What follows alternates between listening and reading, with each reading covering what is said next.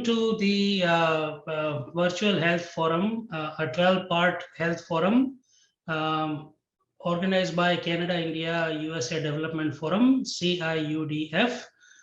Today is our session number 12 of this 12-part series. The topic for today is COVID-19, taking stock and moving forward. So before we get to the session, let us introduce the organization quickly. Canada, India, USA Development Forum is an Ontario, Canada-based not-for-profit organization working to promote bilateral and trilateral relations between Canada, India, and USA. CIUDF organizes events, conferences, and speaker series lectures with prominent corporate and political leaders in all three countries for ideas exchange and knowledge sharing. The forum recently opened up for memberships and 28 companies and professionals have joined as members so far, with the goal to raise the membership to 300 or more by December 31st, 2022. CIUDF also hosts virtual member meetings. Vipul, Jani, myself, I am the founder, president, and CEO of Canada, India, USA Development Forum. For more information on the organization, you can visit our website, Canada, India, USA Development Forum.com. These are some of the activities that we do. Canada, India Insight Conference, which is annual conference. Canada, India, USA Trilateral Conference. We also host business leaders roundtables, political leaders roundtables, member networking events, Consul General's roundtables, education forum, health forum, Canada India Insight e-publication, as well as webinars and virtual sessions on current affairs and issues of importance. Some of these activities are done in association with our media partner, Impact Media and Events Corporation. This health forum is supported by, funded in part by the City of Brampton's Advanced Brampton Fund. We are thankful to our partner organizations, PCHS Foundation and Suno Canada, as well as the matching funding support provided by Truly Financial, Irwin Accounting and Tech Services, Best Ayurveda Limited, Process Research or Tech, Dentistry on 10, Kotak Personal Injury Law, Tangentia, Nanak Flights, Greens Life Sciences, Blue Umbrella Financial Services, and Lotus Funeral and Cremation Center. So with that, let us take a quick overview of the 12 sessions that we have conducted, and then we'll be joined by our speaker for today, MPP Amarjot Sandhu from Brampton West. So over to you, Tejas. Thank you, Vipul. Hello, everyone. My name is Tejas. I'm the interim CEO of PCHS Foundation and a partner organization in this health forum. So I'm just going to give you an overview of the different sessions that were held over this health forum. We began the session, the health forum, with a session in May on the topic of programs, services, and resources offered by the city of Brampton during the pandemic. Or at this session, we had His Worship Patrick Brown, the Mayor of Brampton, Peel Regional Councillor Gurpreet Dhillon, Peel Regional Councillor Rowena Santos, Brampton City Councillor Jeff Bowman, and City Councillor Charmaine Williams, as well as the Region of Peel's Medical Officer of Health, Dr. Lawrence Lowe. The session took over an hour, and each participant presented the different services and programs that were offered by the city as the city went through the unprecedented challenge and experience of the COVID-19 pandemic. Our next session was on the recovering from the pandemic after getting COVID-19 and how it has impacted your life and thinking. So, we spoke with people who had got COVID-19 and their recovery, and we talked about their experience. At this session, we were joined by Dr. Dilkush Panjwani, who spoke about, as you can see from the slide, the impacts of COVID-19 from a medical point of view. We were also joined by Yash Shah, a member of CIUDF, as well as two others, Prithvi and Sunny, who either had COVID-19 or had family members who had COVID-19. Our third session was on the topic of how businesses coped with COVID-19 1 year into the pandemic. We looked at the impact of the pandemic on people's jobs as well as businesses and how they were adapting to the new reality. Um, so in this, we were joined by Jayesh Menon from the city of Brampton, who offered an overview of the services that the city of Brampton was providing and its assessment of the pandemic. We also had Sandeep Todi, a member of the forum, join us to talk about the impact of the pandemic on businesses. Our next session was on the topic of looking after your mind and body during the pandemic and even beyond. The pandemic, due to lockdowns and the isolation that was enforced, has taken a severe toll on everyone. So we wanted to take a look at what was the impact of that on individuals. So at this session, we were joined by Spencer Delisle, who is from the TLEX Institute in Canada, and Surbhi Guleria Joshi, who is a founder of Purna Wellness. And they both spoke at length about the impact of the pandemic on mental health and the need to be positive and the various strategies and methods to use to stay positive and how to recover from the pandemic and to get over it in the long run. Session number 5 was on mental health, anxiety, and how to cope with anxiety, especially during the pandemic. Given the severe toll and the negative impact of the pandemic on everyone, this was a timely topic.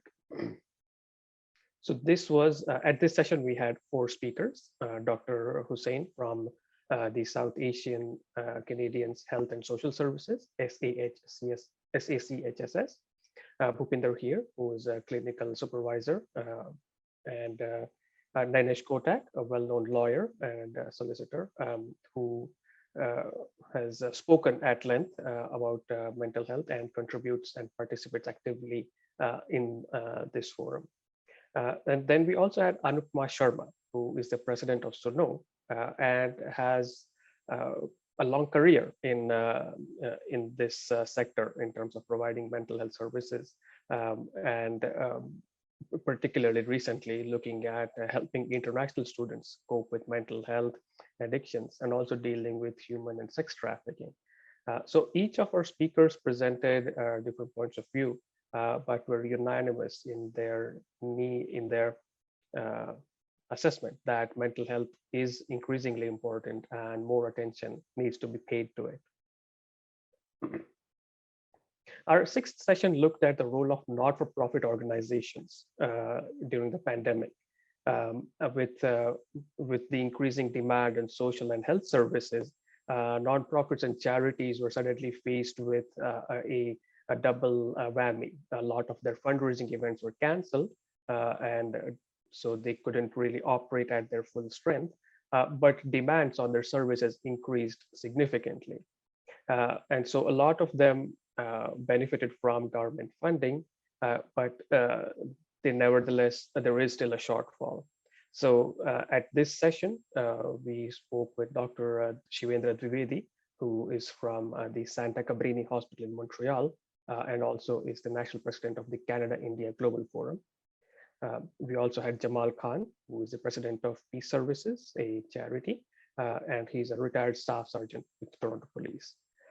We had Member of Parliament Sonia Sidhu, who represents the riding of Brampton South. And she also spoke about the role played by the federal government in assisting nonprofit organizations during this time. Our 7th session focused on how businesses were coping with the lockdowns, the loss of jobs, and what was their outlook for the future. This was done in September when vaccinations were well underway, and so the tide was turning. So this was a timely look at what was to be expected in the future. So at this session, we had Viresh Mathur from Blue Umbrella Financial Services, a sponsor of the Health Forum and also a member of the forum. We had Vijay Thomas, the CEO of Tangentia, who is also a member of the forum. Sandeep Tori from Remitter and Truly Financial, also a member of the forum, and Nagasat Pandurangi from Seneca College, who is also a member of the forum. So each of these speakers presented from different businesses, different lines of work, presented on the impact of the pandemic on their business, but also focused on what they saw would happen in the future. Uniformly, they were all positive and looking forward to emerging from the pandemic. The 8th session focused on how the pandemic affected family life and relationships. Again, with the isolation and the separation that was a feature of the pandemic, it had a significant impact on family life and relationships. So at this session, we had Kamal Bhardwaj from Lotus Funeral Homes, also a member of the forum. Excuse me, Satwinder Kurbe, who is a licensed clinical social worker, and Harbinder Dhillon from Dhillon Law, who also deals with family law.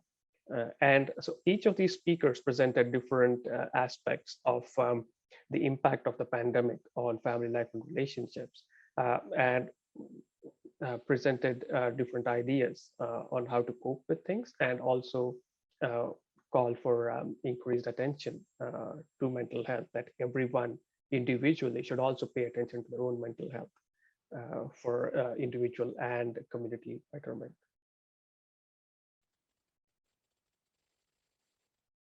Session 9 focused on the topic of palliative care with the speaker Asma Khan from Heart House Hospice. Now, this session was a bit different because this talked about with a lot of the lives lost during the pandemic, we decided to focus on this topic, which is not very well spoken about in the South Asian community because it's not the most comfortable topic. And it also is not very well known either. It's something that is people prefer to avoid talking about it. And so Asma ji spoke in Hindi and Urdu to make the session more accessible and talked about and dispelled a lot of the stigmas and explained the idea of palliative care or end of life care in very simple terms for everyone. And this session was also helped out by 2 volunteers, Ranjit Saini and Jasmeet Benepal, who were summer students with the PCHS Foundation. Session number 10 focused on nutrition and healthy eating. So the speaker at this session was Anisha Gupta, who is the owner of Hello Nutrition. With the pandemic imposing restricting mobility, there was a lot of focus on health, on healthy eating, as well as a lot of people who also engage in a lot of unhealthy eating. And so Anisha spoke at length about how to eat well, simple tips and tricks that one could use to stay on track, to make sure that you're eating well and that you're not feeling guilty about the occasional snack. So it was a well-balanced view. Session 11, our most recent session that we had, was on the topic of Ayurveda and how it helps in post-COVID conditions. So the speaker was Dr. Harish Verma from Best Ayurveda Limited.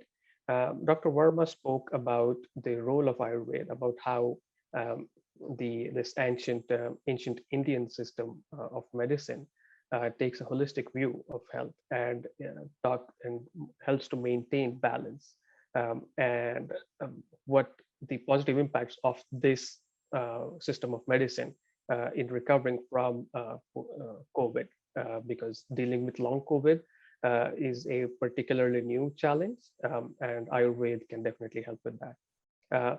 And with that, we have now come to our speaker for session number 12, MPP Amarjot Sandhu. Vipul, over to you. Sure.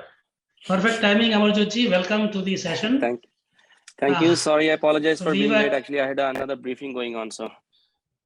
No, that's fine. Actually, we were just giving a recap, of all the 11 sessions that we have done so far. And believe it or not, we just finished session number 11, and we were just coming to session 12 and you joined. So it's a perfect timing. Okay, so before we start, today's topic, as we discussed briefly, is COVID-19, right? So that's we will just touch base upon COVID-19, how it has been over the last 2 years, taking stock and moving forward. And your experiences, whatever you have heard from the residents, businesses of Brampton West, your experiences at the provincial level, working with the city, within your constituency and beyond, and things like that. So Tejas, if you can just bring up his introduction quickly, please. Our speaker for today, today's session number 12, the last session in this 12-part health series, is MPP Amarjot Sandhu. He is a member of provincial parliament for the riding of Brampton West. Amarjot is the parliamentary assistant to the Minister of Infrastructure and a member of the Standing Committee on Public Accounts and the Standing Committee on General Government. He was first elected to the Ontario Legislative Assembly in 2018. He came to Canada as an international student, truly a remarkable success story. He worked as a network analyst for a telecommunications firm and later switched careers to become a realtor. Mr. Sandhu lives in Brampton with his wife and 2 children. So over to you, Amarjot ji. Once again, the topic, as I mentioned, is COVID-19, taking stock and moving forward. So it's all about your experiences, your work with the city, with the province, and whatever feedback you are getting from residents and businesses in Brampton. Thank you so much, Vipul. First of all, I would like to congratulate you again. You're doing wonderful sessions all the time, and especially this one, COVID. We all know that COVID has taken toll on our families, our businesses, and our businesses are the most impacted by COVID-19. I think from last 19, 20 months, and we have lost in Ontario almost 10,000 lives due to COVID. So it has deeply impacted our community as a whole. And the government has made a lot of investments because we recognize and we acknowledge that we need to, our top priority at this point will be the safety and health of Ontarians. And that is why, the first priority was investing in healthcare. And since COVID-19 began, we have invested $5.1 billion in hospitals itself to bring up to their infrastructure. If I give example of William Mosler Hospital, that's Brampton Civic Hospital, we gave a funding for 87 beds to be allocated across Brampton Civic Hospital and Etobicoke General Hospital. And also the main priority during the COVID was vaccination. So I'm very happy to share that as of today, we have vaccinated 87% of the Ontario's population over the age of 12 years have been fully vaccinated, and 89% of the population have received their first dose. So that is very positive news. I would give full credit to our healthcare workers and all Ontarians, who has been following all the public guidelines. And it's due to them because we were following all the guidelines. So we are in this place now. Our businesses are opening up and life is coming, eventually it's coming back to normal. We see a lot of restrictions are being lifted up now. If I expand on some of the investments our government did. So one of the main investment, Vipulji, was Brampton Hospital. We are expanding the Peel Memorial Hospital into a full-fledged hospital. We have announced that it will be a 250 plus beds at that hospital, a new inpatient wing, 24/7 emergency. So that is a great news for the people of Brampton. We always say that Brampton has underfunded from last 15 years. So we were always advocating for a second full-fledged hospital so that we can give the healthcare system to Ontarians, to Bramptonians that they deserve. So this is the wonderful news. Our premier announced, he came in Brampton in March, that we'll be building this hospital and there will be more development soon. We have already given the planning grant to the William Osler team. So right now they're working on the planning and the building a design so that we can have a world-class hospital, the state-of-the-art facility in Brampton. So that is a great investment in Brampton. Along with that, we have also given a planning grant for the medical school in Brampton. We are collaborating with Ryerson University to bring a medical school in Brampton. That is also great news. We have, Brampton has one of the youngest population in Ontario. So it's very important for the government to invest in the critical infrastructure like medical school, hospitals. So this is also the great investment, great news for the people of Brampton that they will be having a medical school in Brampton itself. Also, we have announced 2 new long-term care homes. If COVID has taken toll, I think that long-term care facilities was the most impacted by COVID. So we have announced 2 new long-term care homes in Brampton that will bring 350 plus beds in Brampton. The one long-term care home is Guru Nanak Dev Ji Long-Term Care Center. Another home is Indus Community Long-Term Care Center. These are cultural-based long-term care centers because sometimes, we see that our community, they have a hard time speaking the language. They don't get the food they want at their long-term care center. So these are the culturally based long-term care centers that will serve the Bramptonians. So this is also the wonderful news for the people of Brampton. Also, couple of, I'm just reading through the points, investments we have made. We have also targeted vaccination efforts through initiative like GoVax. So Go buses were going in the communities and they were vaccinating people. It was, very well received in the community. So sometimes, the people are hesitant to go to the hospitals, to go to the vaccination centers. So these buses were going in the communities and all the people, they just have to walk in. They don't need any appointment. They were getting vaccinated and it's a very successful program. Also, we have given 125 million to fund over 500 critical care and high intensity hospital beds in areas with high rates of COVID-19 transmission. Along with that, we know that Peel was Peel was the most impacted. It was the hot spot during COVID. So we were giving additional 35% of the vaccines to the hot spots like Peel. So that is the reason, we have the most vaccination rate in Peel, or almost 88% of the people are fully vaccinated now. And I would like to thank the Premier Ford and the Minister of Health for recognizing the need and for investing in the communities like Brampton. So there are a lot of other investments, businesses. If you talk about businesses, as I said, the businesses were the most impacted as well.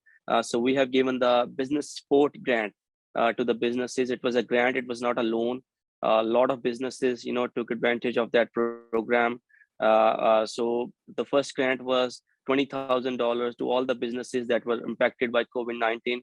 And then we eventually introduced the second phase of that grant. That was also up to $20,000 to the businesses who were impacted, like restaurants, barber shops, hair salons, and a lot of other businesses. Along with that, the one sector I would say that was most impacted was our banquet halls, because they were the first ones to close and they were the last one to open.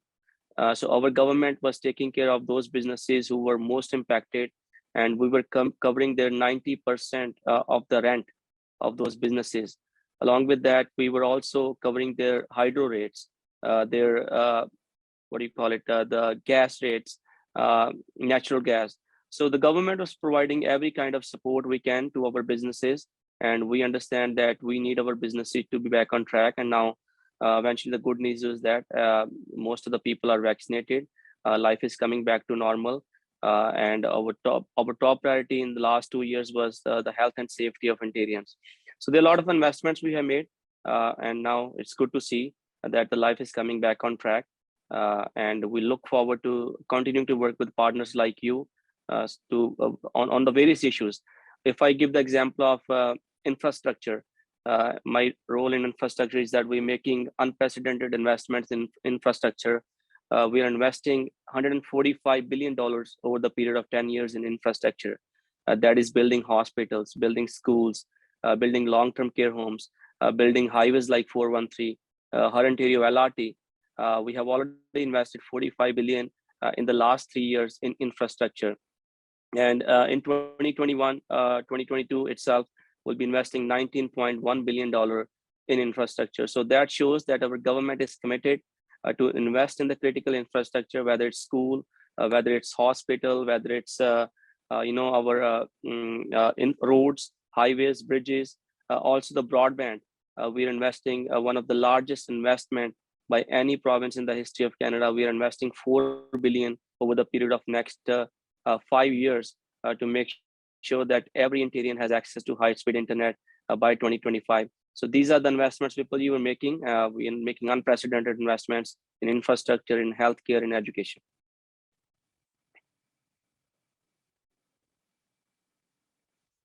You're Fantastic. Yeah, fantastic. All of that wonderful news, especially for everyone living in Brampton. So just a couple of quick questions for you.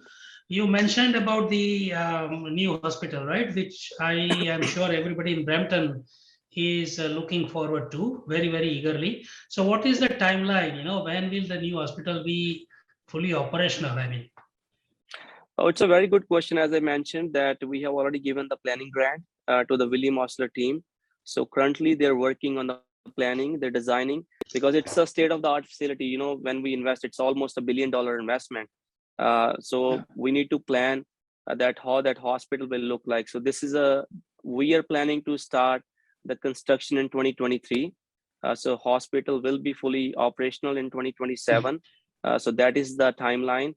But as I said, if they come up with the planning design early, it is a shovel-ready project. We have already announced in the budget that we are building this hospital. And also, as a matter of fact, we have P3 priority projects. So all this hospital is also in the P3 priority list. So it will be a ready-to-go project, 250 plus beds, 24/7 emergency, new inpatient wing. It will be the state-of-the-art facility, and I think it will. As I said, that Brampton was neglected for far too long. So this is great investment, and people of Brampton are really appreciating this investment. Okay, yeah, sure. Because some of the government projects, I mean, maybe intentional, not intentional, definitely, but sometimes they run over their, timelines and most Bramptonians. That's why I think it's important to know that, at least the hospital is constructed and becomes operational as soon as possible. The second question was what you mentioned about the 2 new LTC homes, long-term care homes coming up in Brampton.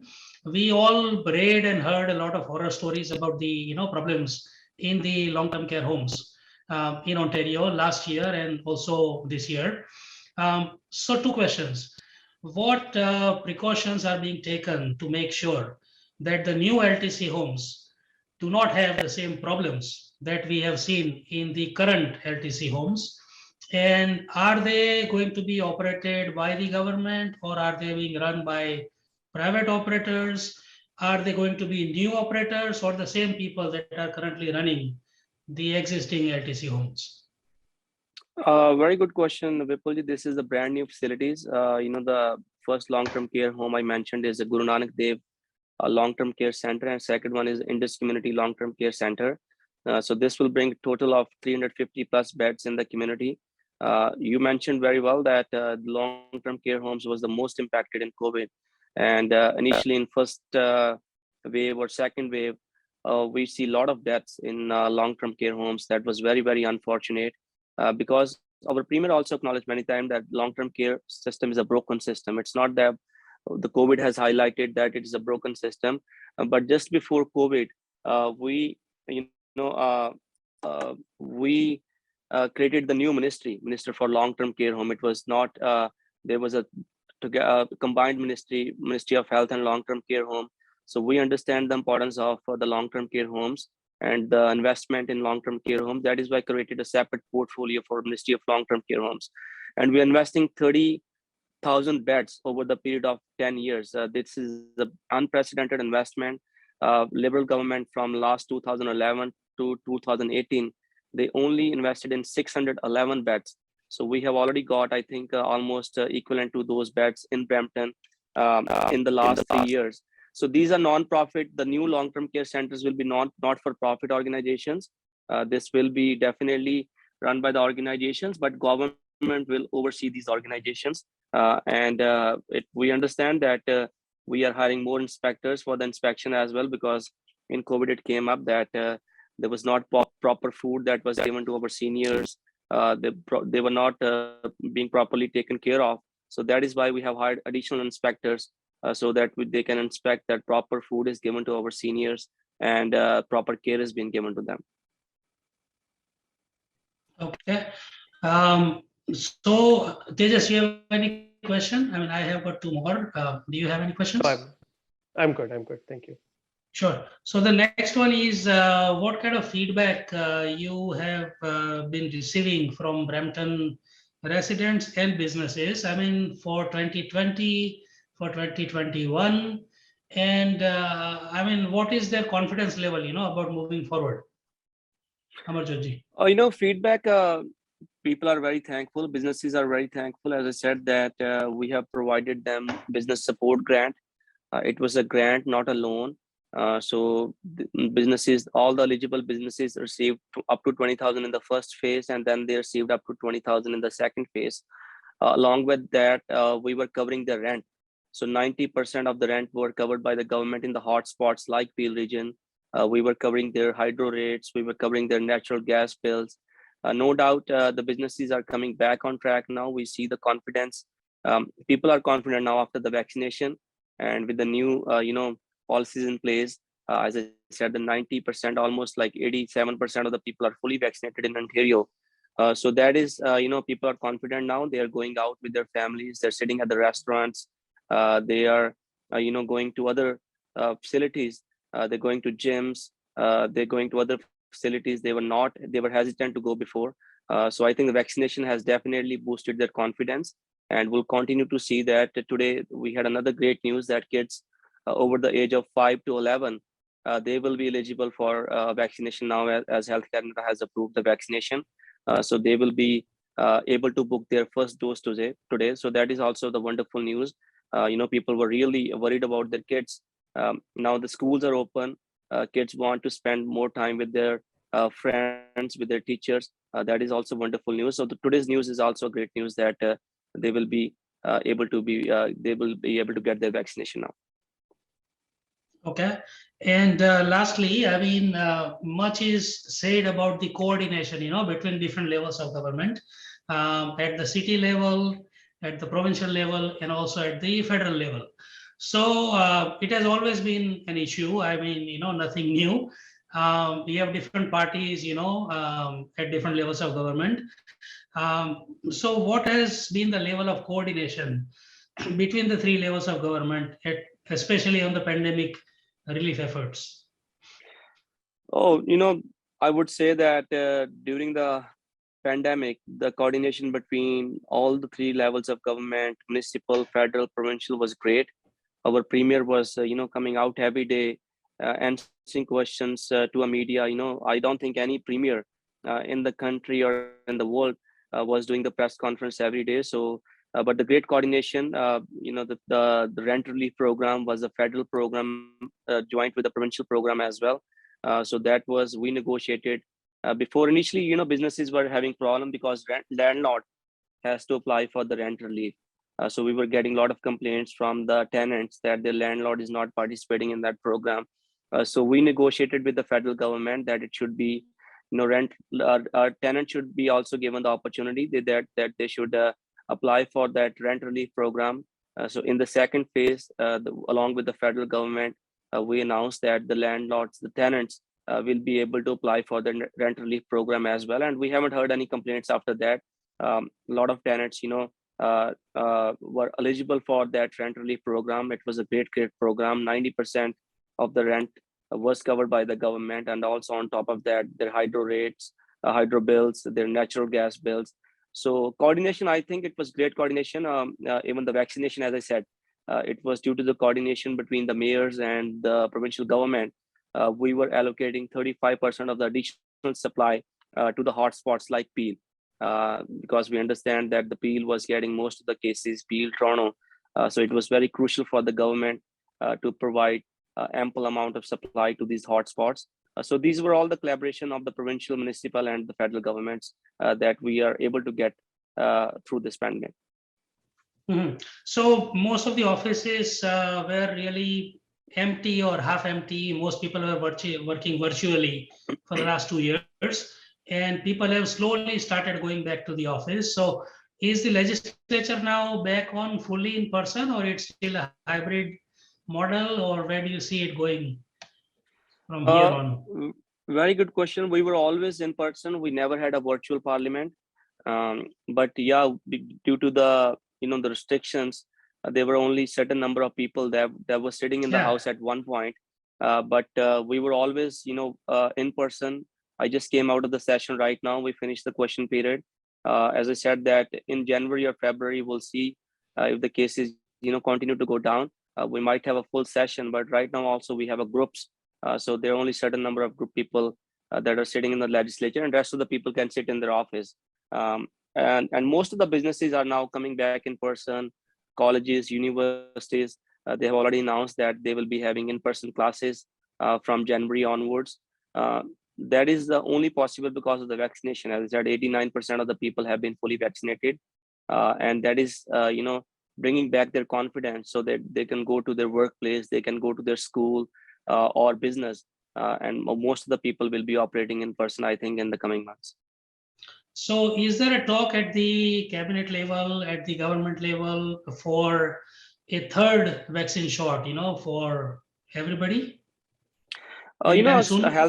Health Canada is, I think, working on that, the booster shot, I would say, and booster shot is already in process. People over the age of 70, they are eligible for the booster shot now. So yeah, most of the population will be eligible as we get more supply from the federal government. And as I also mentioned, that the kids, that is also wonderful news, that kids over the age of 5 years, they're also eligible to book their vaccine appointment. So that is really, really exciting news that we are coming very close. As I said, 87-88% of the people are fully vaccinated. And more and more people are getting vaccinated every day. We see that the first dose, people are still, we have like 10-15,000 people every day who receive their first dose. So the people are, they're confident. They believe in the science, they believe in Health Canada, they believe in their government. And that is why I think most of the people have opted to take in the vaccine. Mm-hmm. And there is no supply or shortage anymore, right? In terms of the third shot, booster shot.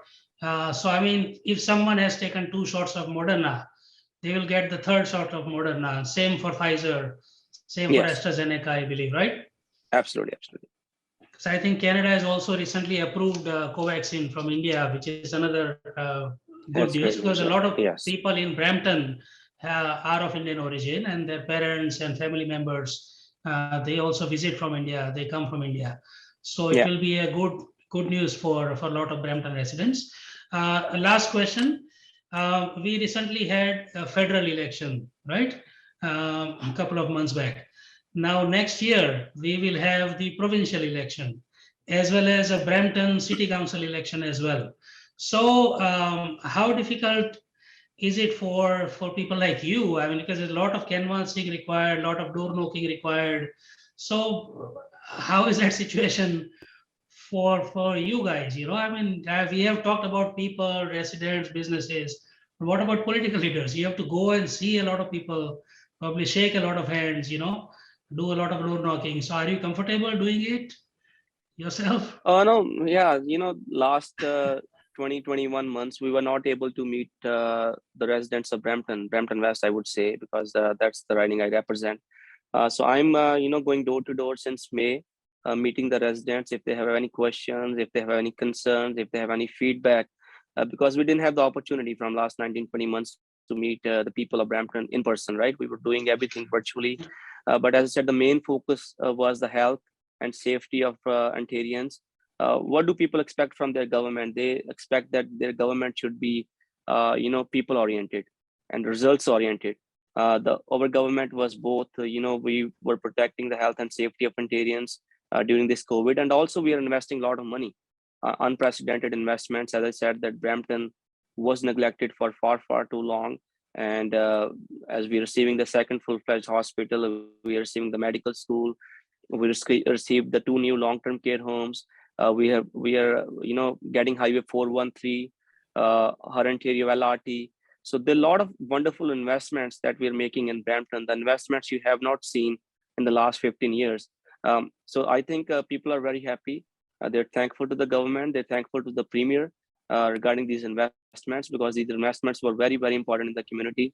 And I look forward, that is my goal always. I want to meet more and more people. I want to hear from the people. I want to hear their concerns. I want to listen to their feedback.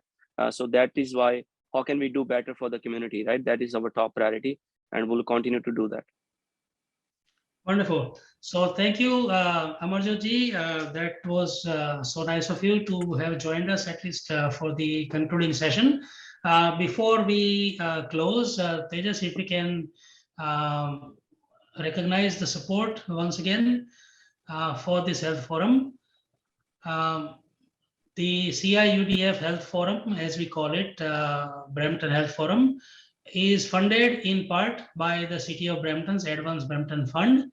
We are thankful to our partner organizations, PCHS Foundation, as well as Suno Canada, and the matching funding support provided by Truly Financial, Irving Accounting and Tax Services, Best Ayurveda Limited, Process Research Ortec, Dentistry on 10, Kotak Personal Injury Law, Nanak Flights, Tangentia, Cranes Life Sciences, Blue Umbrella Financial Services, Lotus Funeral and Cremation Center, as well as I must thank Tejas Aivalli, our coordinator for the Health Forum, for the tremendous support he has given for all the 12 sessions, all our speakers for all the 12 sessions, all the political leaders that have joined us as well in different sessions, and the volunteers and everybody else who has contributed in putting this health forum together. So this was the last session number 12 of the current health forum, and the health forum is now formally closed. Thank you very much. Thank you. Thank you.